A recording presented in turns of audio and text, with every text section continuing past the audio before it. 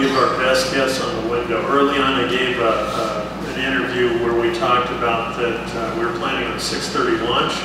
And in that interview, I mentioned that it looked like it may be slipping out a little bit later. Part of that is predictions from Don. And Don Day is amazing to me. I commend him that to ask a weatherman, if you ask somebody on a TV channel, if they can get it within a couple days, it's amazing. Don actually gets it within minutes, which I find incredible.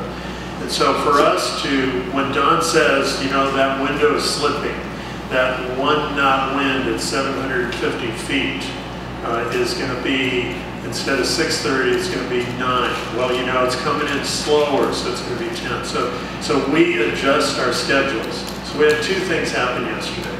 We had some glitches in our system that we discovered throughout the process that affected some of our backups.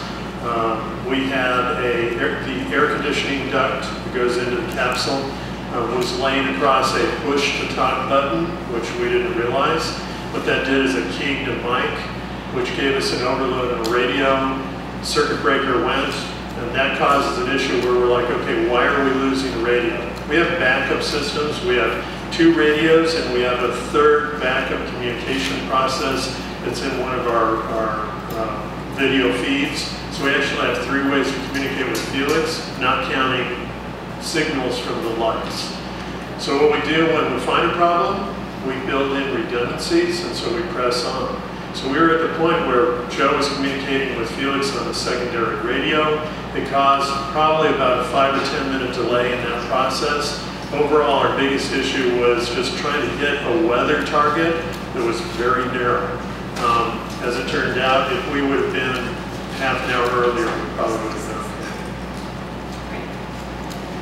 Real quick, back to the balloons. How concerning is it to you that you only have 1 at this point? Do you anticipate in the lag time between your next attempt, to go out and try and find another backup? We're actually in that process now. Our program has really been set on a flight test program. We try and plan everything in advance. We try and schedule everything. We try and train Felix to the best of our ability over the last 5 years, and that includes pressure testing, vacuum chamber testing, and altitude chambers. We run through all the systems.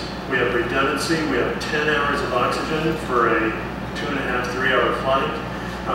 Everything has backups. All our electronics have individual solid state circuit breakers, so we can turn everything on and off individually. If the radio's a problem, it goes away.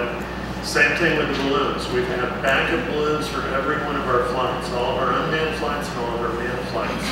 We're down to our backup balloon for this next attempt, which is possibly Sunday, and we're in the process of getting an additional backup balloon to have, so we're ready. Because the big thing is being ready and aware of whatever the next step is going to be. We have to think about what the next step is. Before you have to go get that balloon, could it be here by Sunday? We already have the backup balloon for now, so we've got it here in the hangar. So we're ready to go for our next flight attempt. We're in the process trying to be proactive. We end up with an extra balloon in the end. That's a good feeling.